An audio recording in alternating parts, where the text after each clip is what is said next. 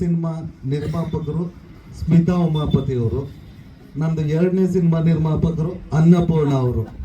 So ಹಂಗಾಗಿ ಎಲ್ಲ ಲಕ್ಷ್ಮಿ ಅಂದರೆ ಪ್ರೊಡ್ಯೂಸ್ ಮಾಡ್ತಾ ಇದ್ದಾರೆ. ನಮ್ಮ ಕೋ ಪ್ರೊಡ್ಯೂಸರು ರವಿ ಕಿರಣ್ ಅವರು.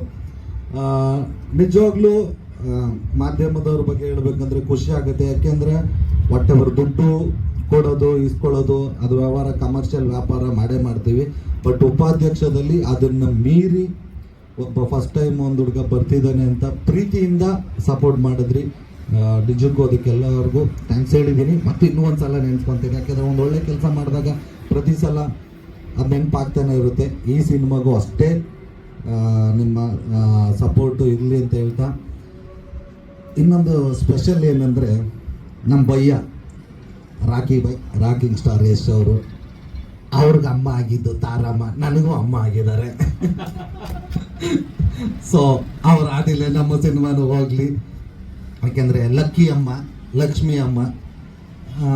ಇದೊಂದು ಈ ಲಕ್ಷ್ಮೀ ಪುತ್ರ ಅಂದರೆ 2 ಥರನೂ ಅನ್ಕೊಬೋದು. ಒಂದು ಆ್ಯಕ್ಚುಲಿ ಕತೆ ಇರೋದು ಲಕ್ಷ್ಮಿ ಮಗ, ಲಕ್ಷ್ಮಮ್ಮನ ಮಗ, ಸೊ ಲಕ್ಷ್ಮೀ ಪುತ್ರ. ಇನ್ನೊಂದು ನಾವು ಕ್ಯಾಶುವಲ್ ಆಗಿ ಯಾರಿಗಾದ್ರೂ ಏನೇ ದುಡ್ಡಿದ್ರು ಹೇಳ್ತೀವಿ, ನೀನು ಬಿಡಪ್ಪ ಲಕ್ಷ್ಮೀ ಪುತ್ರ ಗುರು ಅಂತ.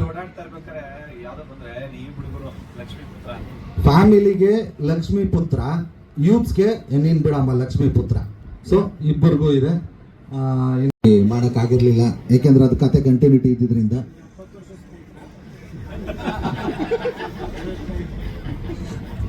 ಸರಿ ಹೋಗಿ ಒಂದು 20 ವರ್ಷನೂ ಹಳೇದೇ ತಾನೆ. ಇದರಲ್ಲಿ ಪ್ರತಾಪ್ದು ಒಂದು ಒಳ್ಳೆ ಪಾತ್ರ ಇದೆ, ಧರ್ಮಣ್ಣ ಅವರು ಮಾಡ್ತಿದ್ದಾರೆ. ಇವತ್ತಿಗೆ ಮುಹೂರ್ತ ಯಶಸ್ವಿಯಾಗಿ ಆಗಿದೆ. ಎಲ್ಲ ಟೆಕ್ನಿಷಿಯನ್ಗಳನ್ನು ಕೂಡ ಎಲ್ಲ ತುಂಬ ದೊಡ್ಡವರೇ ಇದ್ದಾರೆ. ರವಿ ವರ್ಮ ಅವರು ಫೈಟ್ ಮಾಸ್ಟ್ರು.